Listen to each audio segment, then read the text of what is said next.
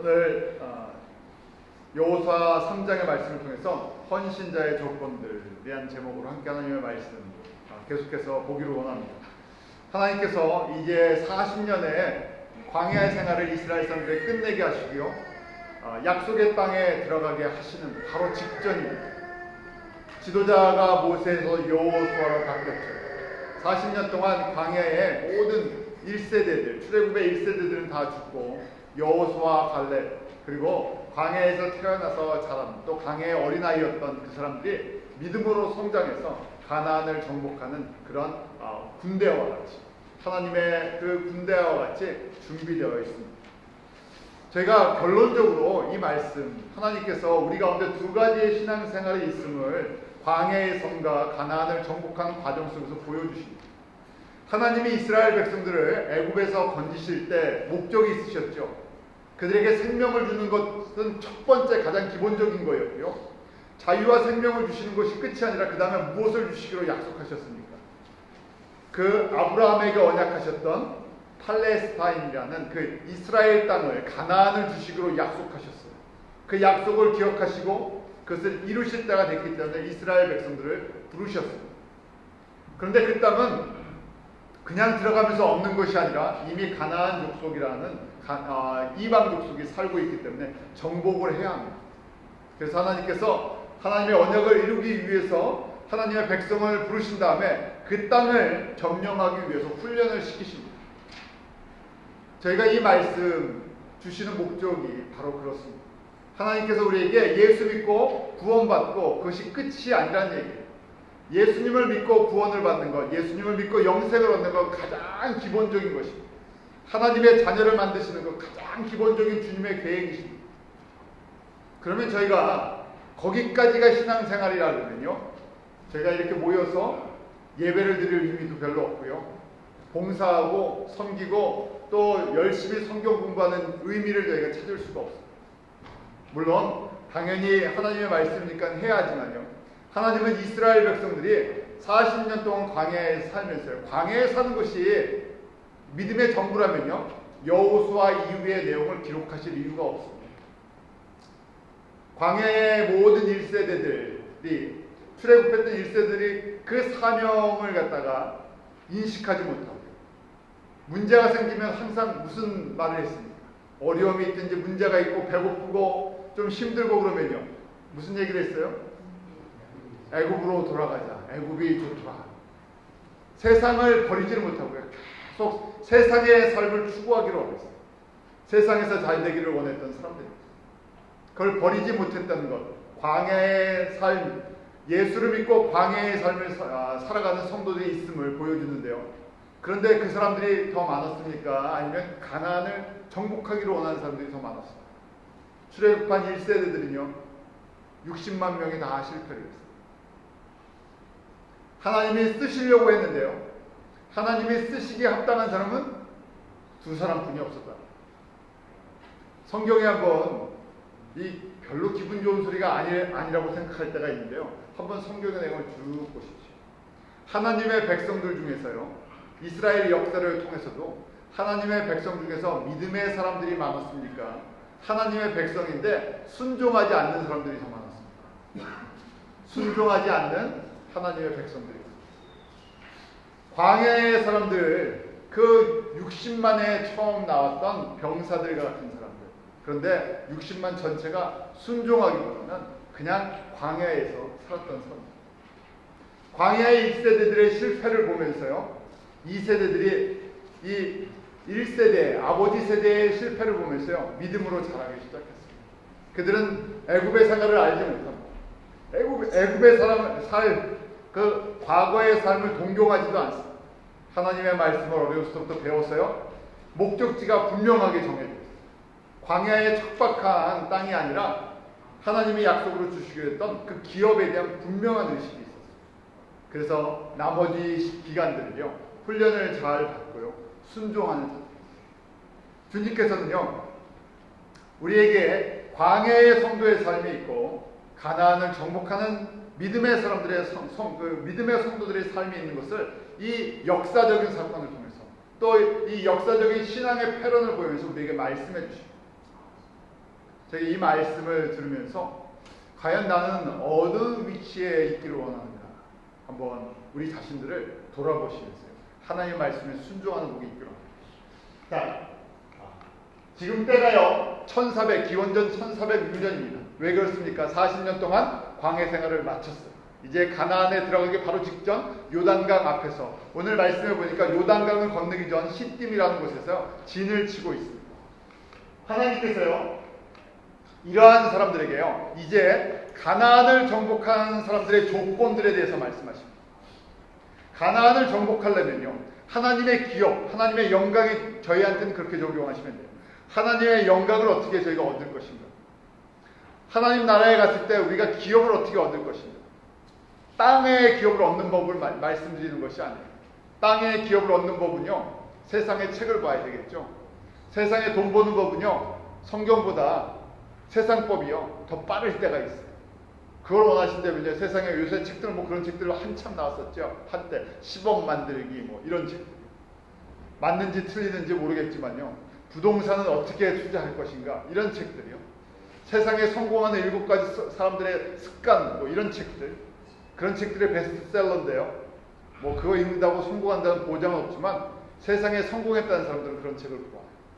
저희는요. 세상에 성공하려고 성경을 보는 것이 아니라 하나님 나라에 성공하려고 각도가 다르고 차원이 다른 것이. 그렇기 때문에요. 헌신자다 하는 것은요. 주님께서 뒤집어 보면요. 복주기를 원하는 사람들의 삶이에요. 이 땅의 기업을 받으려는 것이 아니라 하나님 나라에 저쪽에 관심 있는 사람들. 왜냐하면 40년 동안 이스라엘 사람들 잘 지냈어요. 40년 동안 하나님께서 훈련시키는 목적이 있었죠. 광야에 사는 것이 목적이 아니라 어디에 사는 게 목적이라고요? 가나안. 그런데 그 분명한 목적의식을 갖고 있어야 우리가 주님 앞에 순종할 수 있고요. 헌신할 수 있어요. 1세대들 중에서는 갈렙과 여호수만이 분명한 비전과 목적이 있었어요. 거기 꼭 가야 합니다. 자, 그러기 위해서요. 지난주에 주셨던 말씀인데 어떻게 해야 되느냐? 마음을 강하게 하고 담대히 하라. 이것을 매일 순종해야 한다는 것입니다. 여호수아 1장 7절 한번 다시 같이 읽겠습니다. 시작. 오직 너는 마음을 강하게 하고 극히 담대히 하라. 나의 종 모세가 내게 명한 율법을 다 지켜내고 자로나오거나 춤추지 말라. 그러면 어디로 가든지 형통하리라. 형통할 수밖에 없는 비결, 그것은 주님이 나와 함께 하십니다. 내가 잘해서 형통한 것이 아니라 주님이 나와 함께 하실 텐데, 주님이 함께 하시려면요 주님께서 주시는 말씀을 잘 기억해야 되죠. 자, 마음을 강하게 하고 극히 담대히 하라 하는 것은요, 갈 길을 보는 사람들, 목적이 있는 사람들, 방향이 있는 사람들. 왜냐하면 그 길이 순탄치 않습니다. 가나안을 정복하는 길을 알고 있어요. 여호수아와 갈렙이 그 길을 모릅니까? 이미 40년 전에 39년 전에 정탐을 했다가 보고 왔어요. 사람의 눈으로 봤을 때는 점령하기 쉽지 않습니다. 그러니까 나머지 10사람들이 뭐라 그랬습니까? 민수기에 우리는 메뚜기 같다. 그 사람들은 다 거인 같고요, 다 용사 같고 우리는 그 앞에 오니까 메뚜기 같다는 거예요. 그러니까 그걸 뚫고 지나가야 한다는 것을 알고 있는 사람들. 그래서요, 목적의식이, 사명의식이, 내가 가야 할 방향을 정확하게 알 때 저희가 마음을 강하게 하는 훈련, 마음을 담대히 할 수 있는 훈련을 할 수 있는 것입니다. 여호와만 의지하는 것, 하나님의 말씀만을 의지할 때, 언약만을 의지할 때, 그것이 아무리 그 앞에 있는 나라들이, 민족들이 거대하고 정말 장대하고 용사와 같아도 그것을 뚫고 하나님이 분명히 그것을 우리에게 약속하신다는 그 언약의 신실하심을 믿어야 한다는 것입니다. 그 매일매일이요, 광야에서 이 가나안으로 넘어가는 길 속에 우리가 해야 하는 것이 하나님을 신뢰하는 법을 배우는 것입니다. 사람의 눈으로 보는 것이 아니라 누구의 눈입니까? 믿음의 눈을 뜨고요, 영적인 눈을 뜨고 하나님의 눈으로 보는 거예요. 하나님의 눈으로 보면 그 사람들이 메뚜기고요, 우리가 용사입니다. 이런 은혜가 있기로 합니다. 우리 눈을 바꾸셔야 돼요. 누가 메뚜기라고요? 누가 메뚜기입니까? 나의 메뚜기들은 누구예요? 세상에서 나를 힘들게 하는 사람들이 메뚜기예요. 사실은 세상에서 나를 붙잡고 있는 그것이요 메뚜기예요. 세상에 우리가 아픔이 있든지 질병이 있든지 질병이 커 보이고요, 아픔이 커 보이고요, 세상에 권세 있는 사람, 일할 때 돈 주는 사람이 커 보이는데요, 그 사람이 뭐라고요? 믿음의 눈을 뜨고 보면 메뚜기라는 얘기예요. 메뚜기는 어떻게 해야 됩니까? 잡아서 구워 먹어야죠.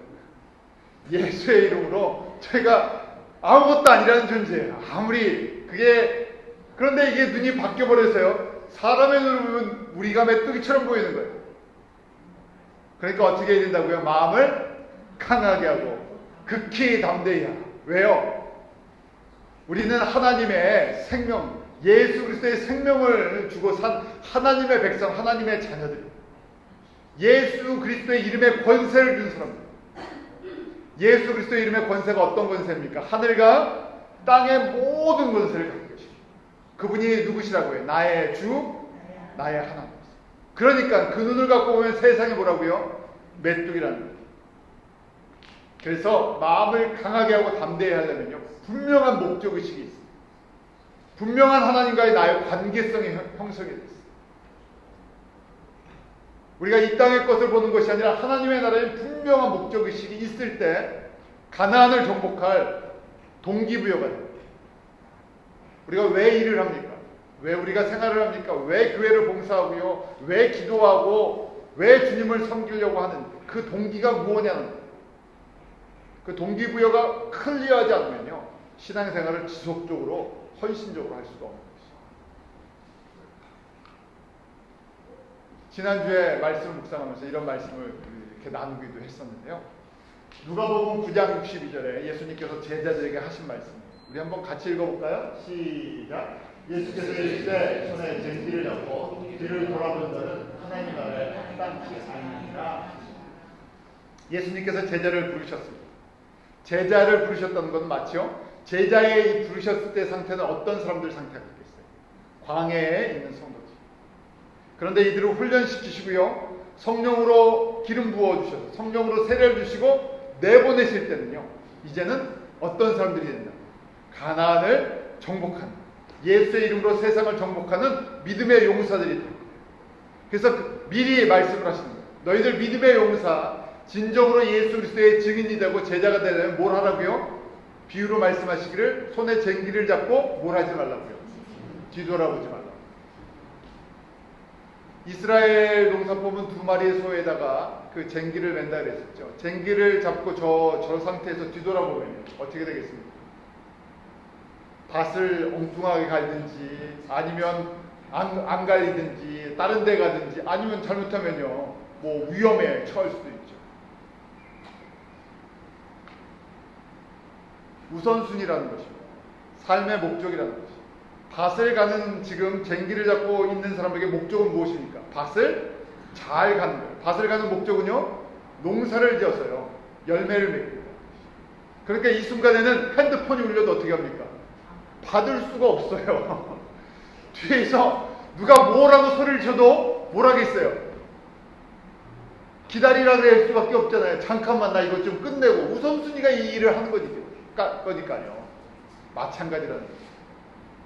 우리가 주님의 목적을 정확하게 보면요, 우선순위가 거기에 정해져 있으면요, 천둥 번개가 쳐도 뒤에서 무슨 일이 일어나도 이거는 맞춰야 되는 거야. 이건 가야 하는 길이야. 우리 가운데 그런 사명의식이, 인생의 목적의식이, 왜 주님께서 나를 부르셨나, 왜 주님께서 나에게 생명을 주시고 나에게 예수 믿게 하시고 예수님을 섬기게 하시고 광야의 삶을 허락하시는 그 이유가 무엇인가? 광야의 메시지를 듣는데요, 그걸 깨닫지 못하면요, 내 삶에 대한 의미를 이해하지 못합니다. 광야는요, 다 조건이 똑같았어요. 광야의 조건은 다 똑같잖아요. 광야에 지내는 게 목적이 아니라 가나안을 정복하는 믿음의 훈련을 하고 있는 것이죠. 우리도 마찬가지입니다. 우리가 생활에 조금 차이가 있고 경험의 차이가 있고 좀 받은 거에 좀 차이가 있지만요, 과정은 다 똑같아요. 주님께서 각 사람에게, 각 교회에게, 각 성도들에게 주시는 목적은 여기서 훈련을, 믿음의 훈련을 잘해서요, 하나님 나라에 무엇을 주기 위해서? 기업을 주시기 위해 저에게 훈련을 시키십니다. 우리의 모습이 다양한 것처럼요, 하나님께서 우리의 한 사람 한 사람에게 가장 합당한 것으로 훈련시키시는 과정들입니다. 그러니까 저희가 언제 믿음이 뚝 떨어지냐면요, 남들과 비교했을 때, 세상과 비교했을 때, 왜 예수 믿고 저 사람들은 저렇게 잘 되는데 나는 잘 안 됩니까? 왜 세상 사람들은 예수 안 믿어도 저렇게 잘 사는데 나는 예수 믿고도 이렇게 고난이 있습니다. 또 반대로요, 예수 믿고 잘 될 때 내가 잘해서 잘 된다고 생각해요. 물론 하나님께서 주시는 복이 있습니다. 그런데 우리가 주님께 받는 모든 것을 한마디로 은혜라고 얘기합니다. 생명부터 시작해야죠. 우리가 하나님의 자녀가 되는 것, 전적인 하나님의 은혜죠. 선물이라는 것입니다. 받을 조건이 하나도 없는 사람입니다. 우리가 받을 조건이 된다고 생각할 때가 있어요. 우리는 받지 못할 사람들이 다 받은 거예요. 그러니까요, 자랑할 것도 아무것도 없어요. 광야의 생활을 자랑해봐야 뭐겠습니까? 광야뿐이에요. 이 세상의 것 자랑해봐야 다 세상 것이에요. 이 세상을 자랑하는 이유가 무엇입니까? 뭐가 안 보여서? 하나님 나라가 보이지 않기 때문에 세상의 걸 자꾸만 자랑해요. 세상의 것과 하나님 나라의 것은요, 차원 자체가 다르잖아요. 나중에 하나님 나라의 존귀한 사람이 되면 뭘 밟고 다니십니까? 그냥 금이 아니라요, 순금, 정금길을 다 밟고 다니죠. 돌이 뭐처럼 보인다고요? 돌이 다이아몬드, 아니 말을 잘못, 황금이 돌처럼 보이는 거군요. 가치가 그렇다는 얘기예요. 요새 금값 많이 올랐죠? 금 요만큼 덩어리에 뭐 1000불, 2000불 하는데요. 길바닥에 다 금으로 돼 있다고요. 차원이 다르다는 얘기예요. 그러니까요, 여기서 자랑해봐야 저쪽이랑 비교가 안 되는 거예요. 목적의식이 저 하나님의 나라가 우리 가운데 선명하게 보일 때요, 비교를 하지 않습니다. 담대함이 생기죠. 이 땅의 자랑을 한쪽 귀로 들어도 버려버릴 수 있어요.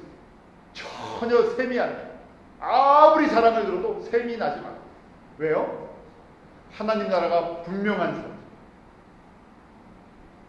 하나님 나라가 분명치 않으면요, 자꾸만 이 땅에 갖고 자랑하고, 이 땅에 갖고 낙심되고, 시기하고, 질투하고, 이 땅에 갖고 자꾸만 문제가 끊임없는, 여기 다 썩을 건데 이거 갖고 계속 실강이 하다가요, 그 다음에 끝나는 것이 광야의 삶이라는 거죠.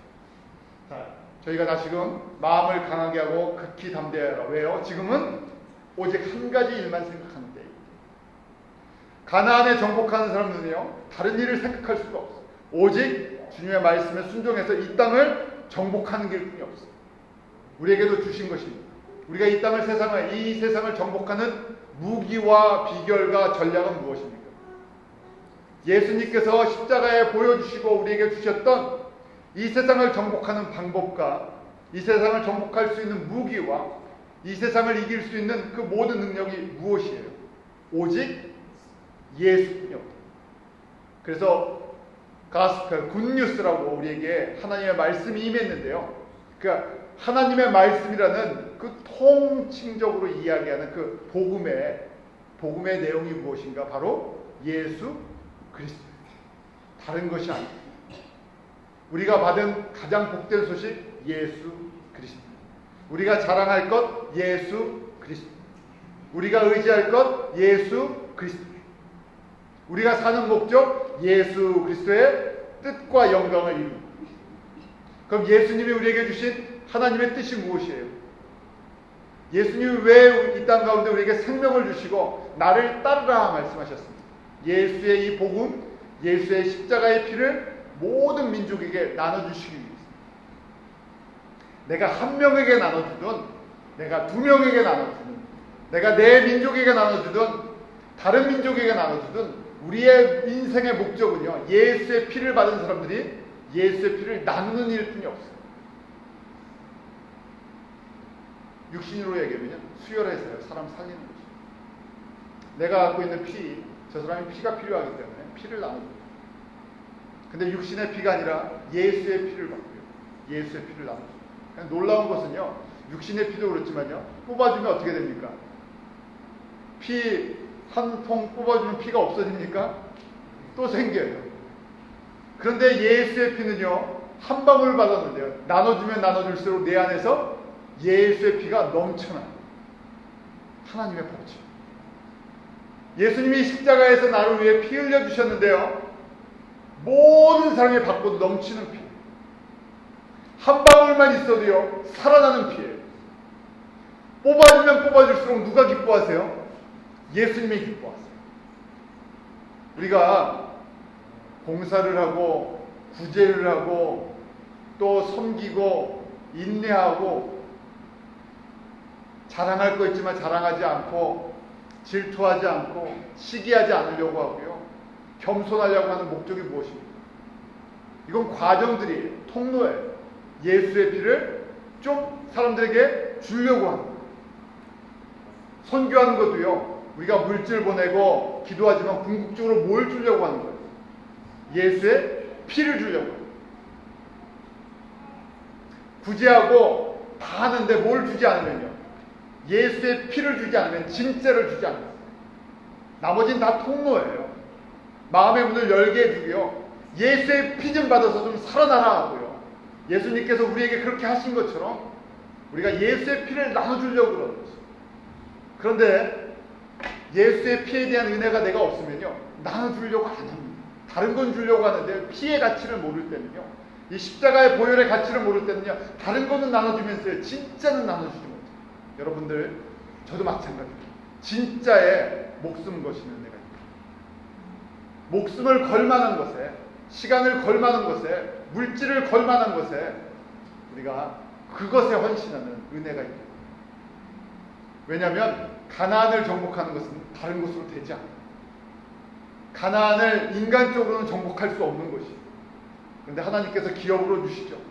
하나님의 언약의 말씀을 붙들고 나아갈 때 정복할 수 있다는 것이에요. 우리가 받은 언약의 말씀은 무엇입니까? 바로 예수가 주와 그리스도가 되시는 것이에요. 예수 그리스도께서 우리의 죄와 허물을 십자가에서 완전히 씻어주셨다. 우리에게 그 예수 그리스도의 생명의 피를 2000년 전에 우리 값없이 주셨다. 그래서 이게 복음의 확신이 없으면요, 성도의 삶을 사는데 광야에 가서 살 수 있는 힘이 없기 때문에 그렇습니다.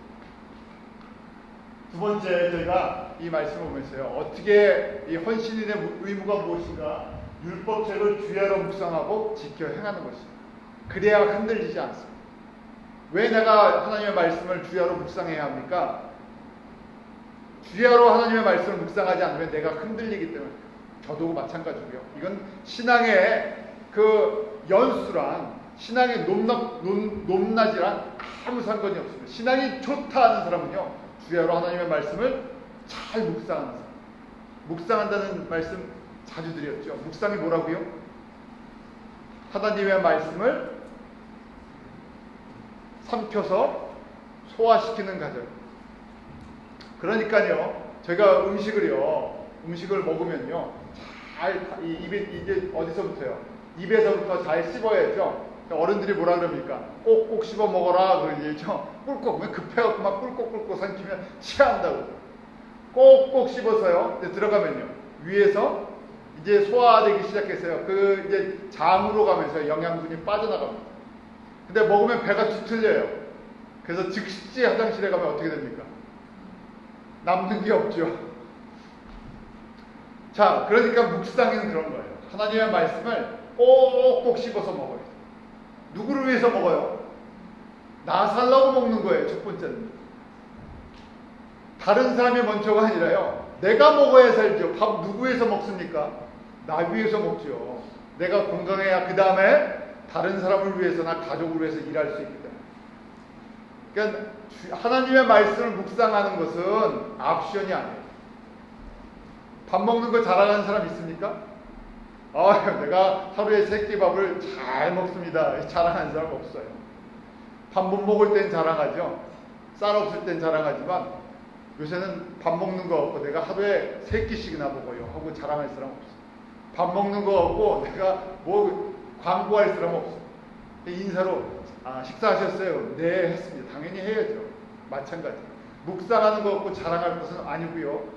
이건 매일매일 우리의 영적 생활의 가장 기본적인 거예요. 근데 문제는요, 뭘 하지 않으면, 말씀을 묵상하지 않으면 누가 병듭니까? 내가 병들고, 내 가족이 병들고, 내 교회가 병들고, 피해가 심각해지기 시작해요. 왜? 전부 병든 사람만 있어요. 저 전부 병든 사람만 있으면 돌볼 사람이 없어요. 서로 돌봐달라고 그러죠. 근데 가장 기본적인 걸 하지 않기 때문에. 우리 답이 뭐라고 얘기했죠? 답이 보약이다. 자, 말씀이 보약이다. 제가 보약을 거저 드릴 테니까 처방전은요, 아침 저녁으로 꼬박꼬박 잘 씹어서 드십시오. 이게 율법을 묵상합니다. 그러면요, 말씀이 들어갈 때 그때 비로소요, 내가 누군지를 깨닫게 됩니다. 말씀을 묵상할 때 주님의 뜻이 깨달아지고요, 말씀을 자꾸 묵상할 때 주님 앞에 순종할 수 있는 힘이 생깁니다. 왜냐하면 말씀은 하나님의 능력이시고, 말씀은 살아있는 하나님의 말씀이시고, 그 말씀으로 하나님께서 하늘과 땅을 창조하셨고, 그 말씀으로 우리를 다스리시고 지으시는 그 능력이 여러분들에게 생명의 삶이라는 한 도구를 드렸는데, 그걸 갖다가 힘들게 생각하지 마시고요, 내가 말씀을 먹지 않으면 내가 영적으로 아주 핍박해져, 아주 피폐해져, 아주 병들어버린다 생각하시고요, 매일매일 아침 저녁으로 꼭 드시기 바랍니다. 그럴 때 하나님의 약속이 있죠. 약속이 무엇입니까? 그렇게 주야로 하나님의 말씀을 묵상하고, 묵상하는 것은요, 에너지가 돼서 지키려고 하는 거예요. 내가 지키려고 하는 거예요. 묵상하지 않으면 지켜지지 않습니다. 머리로는 아는데요, 행하지는 못해요. 자, 그럴 때 약속이 9절에 보면 내가 어디로 가든지 내 하나님 여호와가 너와 함께 하십니다. 누가 함께 하신다고요? 여호와가 함께 하십니다. 이것이 형통이고요, 이것이 성공이에요. 그리스도인의 성공은 다른 것이 아니라 하나님이 함께 해주시는 거예요. 하나님이 함께 하시는 것이 우리의 형통의 비결이고요, 성공의 비결입니다.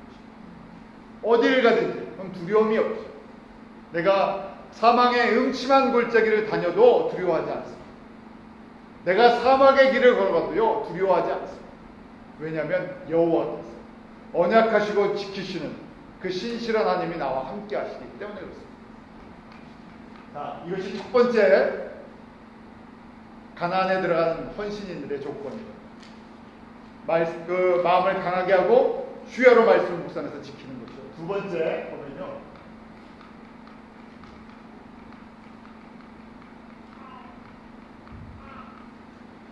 예수 그리스도의 피에 대한 확실한 믿음이 필요합니다. 여호수아 2장이에요. 지금 이제 3장은 넘어가기 직전인데 2장에 한 사건을 기록하고 있습니다. 다 아시는 사건이죠. 여호수아 2장에 유명한 여인 한 사람이 나옵니다. 여리고에 사는 기생 라합입니다. 여리고라는 가나안에 들어간 첫 번째 성에서는 사람 출신이 어떤지 모르지만 직업이 썩 좋지 않습니다. 기생이라고 되어 있는데요, 영어로 보면 이 창녀와 같은 역할. 그러니까 방도 빌려주고요, 몸도 빌려주고요, 음식도 뭐 팔고 다 하겠죠. 돈이 되는 것은 뭐든지 하겠죠. 그런데 이 기생 라합이 여호와에 대한 소문을 듣습니다. 2장 9절에서 10절에 보면 그 라합이 믿음의 고백은, 우리 한번 2장 9절 10절 같이 읽어볼까요? 시작. 마르되 여호와께서 이 땅을 너에게 주실 줄을 내가 압니다. 우리가 너희를 심히 두려워하고 이 땅 백성이 다 너희 앞에 간담이 이는 너희가 애굽에서 나올 때 여호와께서 너희 앞에서 홍해물을 마르게 하시니까 너희가 요단 저편에 있는 아모리 사람의 부와 시온과 오미가 행한 일 곧 그들을 전멸시킨 일을 우리가 들었습니다. 믿음은 들으면서부터, 하나님의 말씀을 들으면서부터 나옵니다. 그런데 이것도 은혜, 똑같은 말씀을 들었는데 여리고에 있는 모든 사람들이 믿음의 고백을 한 것이 아니라 하나님을 대적합니다. 그런데 이 가장 출신이 안 좋아 보이는 이 여인 기생 라합은요, 듣고요 믿음으로 그 여호와 하나님을 받아들여요. 이런 은혜가 임하기로 합니다. 똑같이 하나님의 말씀을 듣는데요. 듣고 믿음으로 순종하는 사람이 있고요. 버려버리는 사람이 있어요. 하나님의 말씀, 매주 듣는 말씀인데 또 들으면 되지. 설교 많잖아요. 들을 설교 많고요. 성경 언제든지 볼 수 있어요. 그러니까 말씀을 그냥 말씀으로 생각해요. 말씀을 듣고요. 이게 나에게 꼭 필요한 것입니다. 설교를 그렇게 내가 간절히 원하여서 들을 때는요, 말씀 하나하나가 나에게 양식이 되는데요. 그냥 여러 다른 각도로 들으면요, 그 말씀이 나에게 은혜가 되죠. 아무리 좋은 설교도 듣는 사람들의 자세에 따라서요, 다 달라져요. 그래서 저희가요, 바로 이 라합의 믿음의 모습을 보십니다. 여리고에 이런 사람이 하나도 없었어요. 똑같이 다 들었는데요, 라합만 이 말씀을 듣고요, 여호와 하나님을 신뢰하기 시작합니다. 그래서 스파이가 이스라엘이 정탐군 둘을 보냈을 때, 여호수아가 둘을 보냈을 때 어떻게 합니까? 자기의 생명을 걸고요, 이 두 사람을 숨겨줬다가 도망을 시키고요, 여리고 왕의 거짓말. 누가 크게 보이기 때문에? 여호와 하나님이 크게 보여요. 하나님을 직접 만난 사람이 아니라 소문을 들었는데, 소문을 듣고요, 말씀을 듣고요, 믿음이 생겼어요. 그래서 지금 당장 여리고라는 큰 성을 다스리는 그 사람들보다 누가 더 커 보인다고요? 하나님이 커 보인다. 믿음이 생깁니다. 결단은요, 믿음이 있을 때 행할 수 있습니다. 그래서 믿음을 가지십시오, 믿음을 크게 하십시오 하는 이유가 있어요. 믿음이 없으면요, 하나님을 기쁘시게 할 수 없죠. 믿음이 없으면요, 여리고 왕이 뭐로 보인다고요? 여리고 왕이 세계의 왕처럼 보이고요, 자기를 메뚜기처럼 보여요. 그런데 믿음이 있으면 여리고 왕이 누구로 보인다고요? 메뚜기로 보여요. 그러니까 누구에게 순종해요? 진짜 왕이신 여호와 하나님 앞에 순종할 수 있어요. 크니까요, 권세가 있습니다. 그런데 믿음이 있을 때 헌신할 수 있고요, 희생할 수 있습니다. 지금 기생 라합 이 여인은요, 뭘 드린 거예요? 자기 생명을 드렸어요. 생명만 드렸으니까 보통 한 사람이요, 적대 행위를 하면 다른 나라에게 나라를 파는, 이게 좀 이적 행위잖아요. 이스라엘 사람들에게 나라를 파는 일을 했어요. 이거 걸리면 옛날 사극 보면 어떻게 됩니까? 3대가 다 죽어요. 나만 죽는 게 끝이 아니라 내 사랑하는 가족들 위아래 다 했고 전부 죽여버려요. 그렇죠? 배신자이기 때문에, 반역자이기 때문에 전부 죽여요. 그걸 걸고 스파이를 숨겨두고요, 도망가게 하고 있어요. 그 대가가 있어요. 약속이 있어요. 한번 볼까요? 라합의 믿음에 대한 이스라엘 정탐꾼이요, 약속을 줍니다. 2장 18절인데 우리 한번 같이 읽어볼까요? 시작. 우리가 이 땅에 들어올 때 우리를 당한 여인은 참에 이 붉은 줄을 내고 내 부모와 형제와 내 아비와 그 자녀 집에 보냈습니다. 뭘 매달아놨고요? 붉은 줄. 흰 줄도 아니고 노란 줄도 아니고 파란 줄도 아니고 붉은 줄을 내리라. 붉은 줄이 내리는 집은요, 하나님의 진노가 여리고에 임할 때 어떻게 된다고요? 그 붉은 줄이 있는 집에 들어간 사람들은 구원을 받는다. 그러니까 꼭 무슨 사건 같아요? 출애굽 때 6월절 어린 양의 피가 문 좌우 설주 임방에 발라져 있는 그 집은 하나님의 죽음의 신이 패스 오버하는 사건과 똑같습니다. 이 집은 무슨 집이 되는 거예요? 여리고에서, 가나안에서, 이방에서 구원을 이루는 집입니다. 누구만요? 이 집에 들어오는 모든 사람. 그러니까 이 집이 누구를 상징하는 겁니까? 예수 그리스도를 상징합니다. 이 붉은 줄이 예수 그리스도의 피를 상징합니다. 기생 라합은요, 그런 믿음이 있었어요. 하나님을 믿으면 구원을 얻는다. 누가 구원해요? 나와 내 가족이 구원을 얻는다는 믿음이 있습니다. 그걸 직접 보여주십니다. 사도행전 16장 31절에 보면 그래서요, 가로되 주 예수를 믿으라. 그리하면 너와 내 집이 구원을 얻으리라. 이 믿음이 있어야 내가 생명을 걸고 주님을 따라갈 수 있습니다. 가나안을 정복하는 사람에게는 요구되는 것이 있습니다. 뭘 걸라고요? 생명을. 사람에게 제일 중요한 것이 무엇입니까? 뭐니 해도요, 돈이 아니라 목숨이에요. 일단 살아있을 때는 돈이 중요한데요, 죽는다 그러면요, 돈보다도 내 목숨이 더 중요하죠. 그런데 주님을 따르는 데는요, 뭘 걸어야 된다고요? 목숨을 걸어야 돼요. 이게 어렵죠. 그러니까 광야에 그냥 있는 거죠. 어떻게 해요? 가늘고 길게 산다는 얘기예요. 나 저 세상의 영광 같은 거 생각 없으니까 이 땅에서 적당히 그냥 가늘고 이 땅에서 잘 되게 살고 싶습니다. 아무리 저쪽 하나님의 나라 천국 새하늘과 새 땅을 이야기해도 나는 저쪽 아직 본 적도 없는데 그냥 이 땅에서 길게만 살면 좋겠습니다. 목숨을 걸지 못해.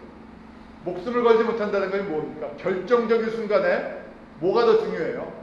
이 세상의 가치가 중요하니까 이 세상에다가 내 중요한 것들을 들여버려요. 결정적인 순간에 결단을 하지 못해요. 이 결단이 쉽지 않죠. 믿음이 없으면 결단이 안 돼요. 믿음도 보통 믿음이 아니라 확실한 믿음이 있어요. 하나님에 대한 확실한 믿음, 그분이 언약하시고 지키시는 신실한 분이라는 것, 하나님의 말씀대로 이 모든 것이 이루어지고 우리를 그런 구원의 통로로 증인으로 불러주시는 것, 그리고 하나님 앞에 순종한 자들에게 땅을 기업으로 주시는 것처럼 하늘의 기업을 주신다는 이런 확실한 믿음이 없으면 목숨은커녕은요 뭘도 못 겁니까?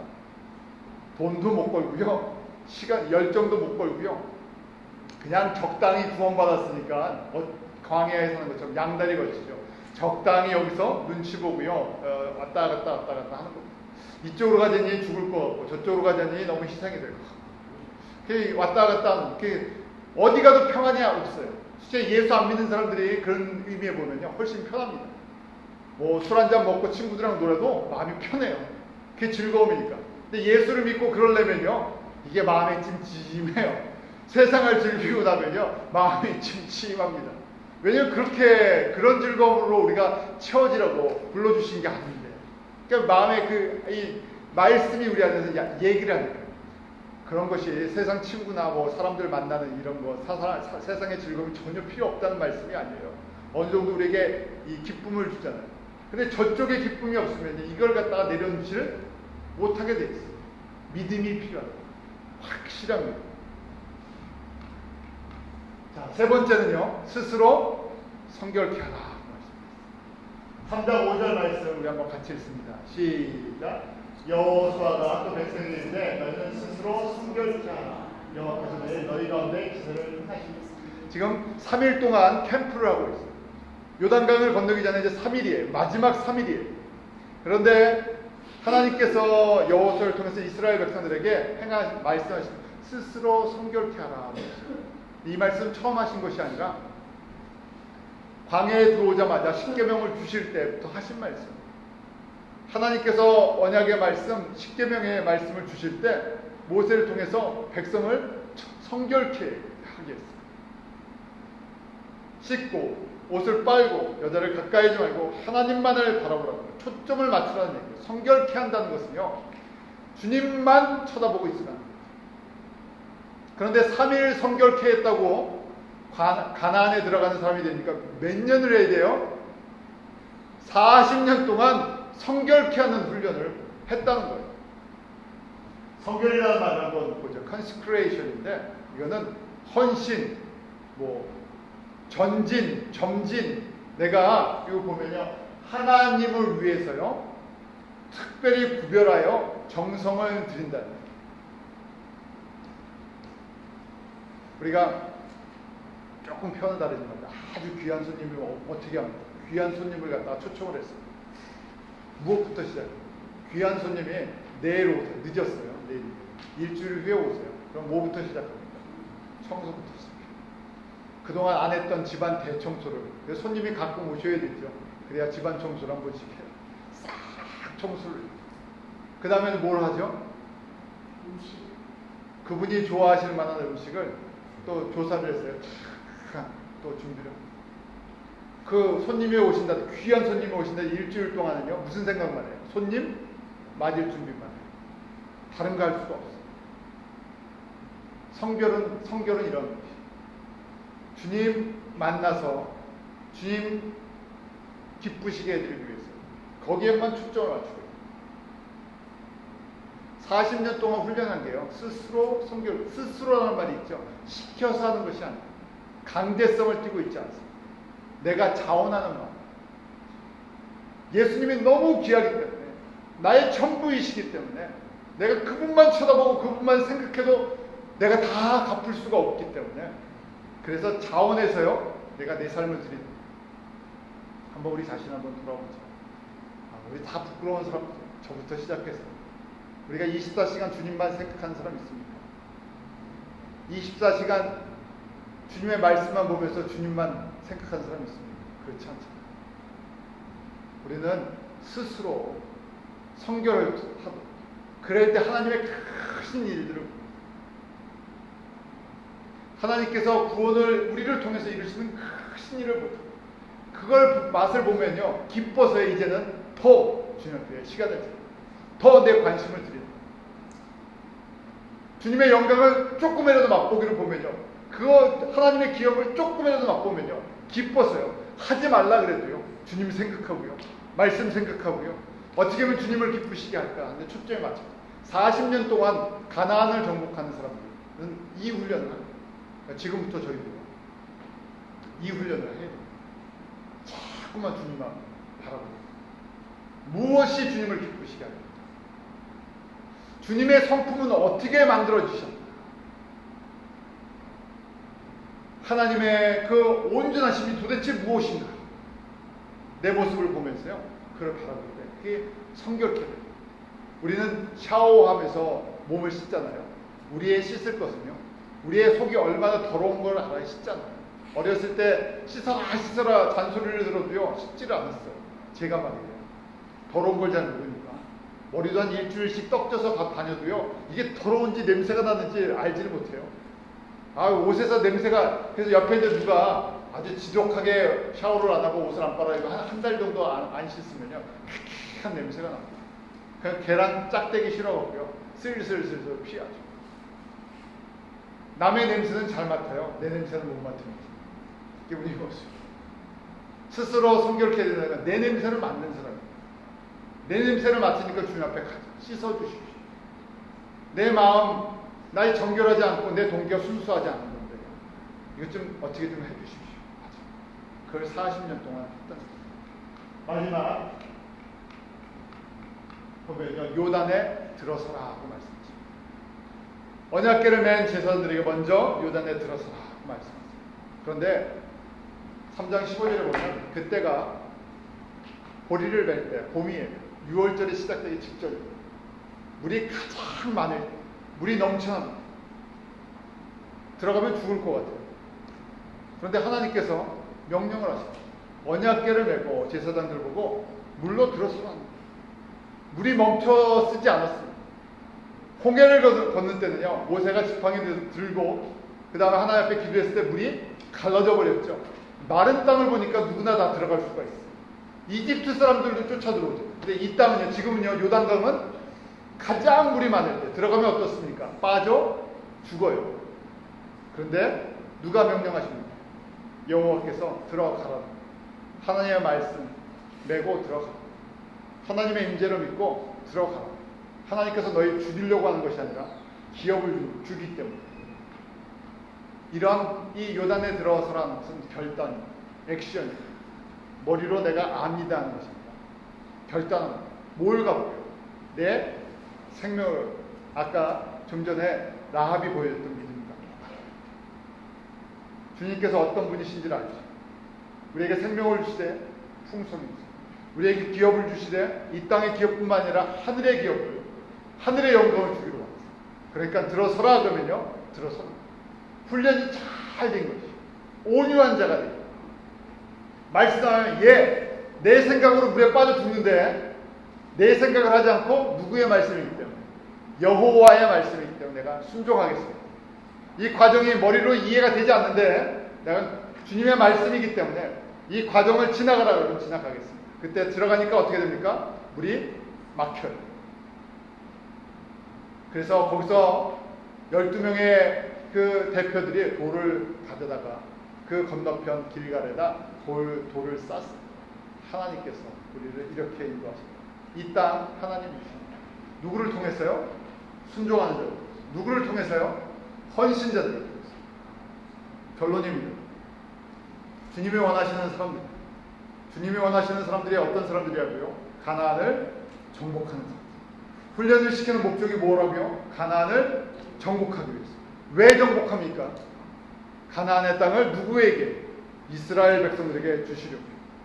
왜 우리에게 믿음의 훈련을 요구하시고요? 결단하게 하십니까? 누구를 위해서요? 결국은요, 우리를 위해서 주십니다. 하나님이 땅이 필요하십니까? 이미 예수 그리스도는요, 하늘과 땅의 모든 영광을 갖고 계신 분이세요. 그런데 하나님은요, 혼자 영광을 누리기를 원치 않으시고요, 우리에게 구원받은 하나님의 자녀들에게 이 영광을 좀 나눠주고 싶습니다. 답답한 저희가요, 눈을 못 떠갖고요, 이 영광에 관심이 없어요. 이 영광 좀 주려고 훈련을 시키면요, 자꾸만 뒤돌아봐요. 딴 데를 본답니다. 그래서 결국은 이렇게 훈련을 시키시는 목적이 누구 때문에 하나님의 영광이라고 하지만요, 하나님의 은혜와 영광과 생명과 기업을 바로 하나님이 가장 사랑하는 저희에게 나눠주시기로 합니다. 이 주님의 마음을 이해하시고요. 그러니까 훈련이 힘들어도요, 뭐 하면서 갈 수 있습니까? 찬송하면서 갈 수 있습니다. 왜냐하면 영광의 면류관이 있기 때문에. 영광의 면류관을 우리에게 주시려고요, 하늘의 기업을 주시려고요, 하나님의 그 온전하심을 주시려고 기다리고 계신데, 이 과정 좀 제발 하고 좀 오라는 거예요. 주님만 사랑하는 것 훈련 좀 하고 오라는 거예요. 주님만 의지하는 것 훈련 좀 하고 오라는 거예요. 나 좀 제발 트러스트 좀 하라는 거예요. 믿음은 다른 것이 아니에요. 주님이 원하시는 건 다른 것 없어요. 우리가 얼만큼 해야 뭐 주님을 기쁘시게 할 수 있겠습니까? 행위로 우리가 뭘 한다고 주님을 기쁘시게 할 수 있겠습니까? 행위는요, 마음에 있는 것을 표현해요. 우리 마음 없는 행위를 뭐라고 합니까? 마음 없는 행위도요, 외식한다, 거칠해 한다. 누가 나를 대접하는데요, 전부 거칠해요. 받는 사람이 기분이 좋습니까? 안 좋죠. 그런 자리 굉장히 불편해요. 저 사람이 나를 형식적으로 대접하는데요, 형식적으로 인사할 때 기분이 안 좋습니다. 마찬가지, 우리가 형식적으로 예배드리고 형식적으로 봉사하고 사람들 보는 눈이 있어서 그렇게 하고, 그럼 주님이요, 이거 누구 때문에 하냐? 너 마음도 없는데 이거 하냐?